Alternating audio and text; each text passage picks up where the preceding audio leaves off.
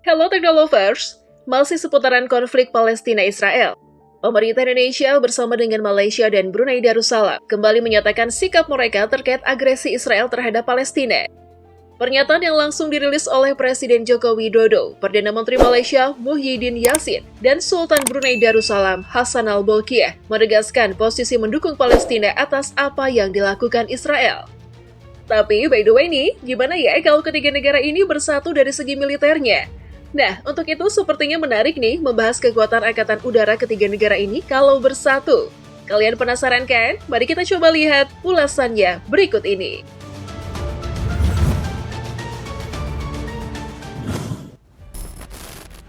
Kekuatan udara Indonesia. Dalam setiap konflik perang modern di seluruh dunia, kekuatan udara selalu menjadi faktor penentu kemenangan.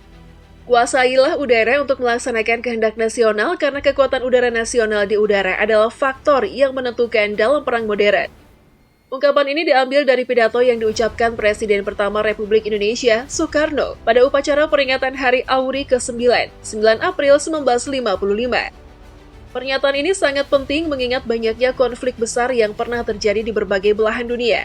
Ada banyak perang, termasuk Perang Dunia II, Perang Korea, Perang Vietnam, Perang Teluk, Perang Balkan, dan Perang Rusia-Ukraina. Perang Rusia-Ukraina menunjukkan dominasi kekuatan air dan udara, yang terdiri dari pesawat berawak dan tak berawak dengan persenjataan dan drone mikro, serta artileri, rudal hipersonik, dan drone bunuh diri. Untuk menjaga dan menegakkan kedaulatan NKRI di udara serta menjaga kepentingan dan keamanan nasional kita di udara, kekuatan udara nasional sangat penting bagi Indonesia. TNI Angkatan Udara atau TNI AU bekerja sama dengan semua bagian bangsa untuk melakukan tugas penting ini. Sejak didirikan pada 9 April 1946, ketika masih seorang republika muda, TNI AU tercatat berhasil melakukan serangan udara pertama menghadapi agresi militer Belanda pasca kemerdekaan 17 Agustus 1945. Pada 29 Juli 1947 pagi, serangan balasan dilakukan oleh AU Kekaisaran Jepang dengan 2 pesawat latih Cureng dan 1 pesawat pemburu guntai. Selain itu, mematuhi kebijakan politik negara yang menghormati supremasi sipil, demokrasi, hak asasi manusia, dan hukum nasional dan internasional yang telah disetujui.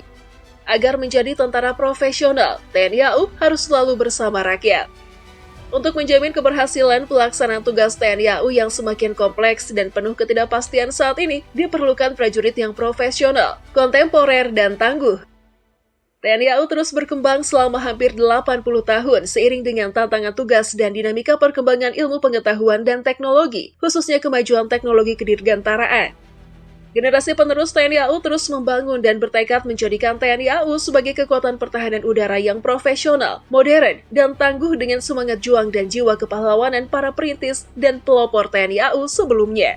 Tujuan mereka adalah untuk menjadikan TNI AU menjadi angkatan udara yang disegani di wilayah ini. TNI AU telah mengoptimalkan berbagai alutsista modern, termasuk pesawat tempur, pesawat transport, helikopter, pesawat UAV, radar, rudal, dan alutsista udara lainnya. Dari 5 pesawat yang dibeli pemerintah AS tahun ini, kami telah menerima 2 pesawat C-130J Super Hercules. Indonesia adalah negara pertama di ASEAN yang mengoperasikan pesawat angkut berat tercanggih saat ini. Helikopter H225M buatan Airbus juga telah tiba tahun ini. Dalam beberapa tahun mendatang, TNI AU akan memperoleh pesawat tempur Mirage 2005 dari AU Qatar, serta pesawat tempur Rafale dan F-15EX yang telah disetujui untuk dibeli oleh pemerintah RI. Sebagai bagian dari alutsista pertahanan udara, senjata rudal pertahanan udara dan alutsista pertahanan udara lainnya akan ditempatkan di berbagai wilayah Indonesia. Dan sejumlah radar akan digunakan untuk memperkuat TNI AU. Kekuatan Udara Malaysia. Angkatan Udara Kerajaan Malaysia adalah cabang Angkatan Tentara Malaysia yang bertanggung jawab atas operasi dan pertahanan wilayah udara Malaysia. Tentara Udara Federasi Malaysia pertama kali menjadi Tentara Udara Diraja Malaysia pada tahun 1958. Saat ini, TUDM mengoperasikan kombinasi unik pesawat udara modern yang dibuat oleh Amerika Serikat, Eropa, dan Rusia.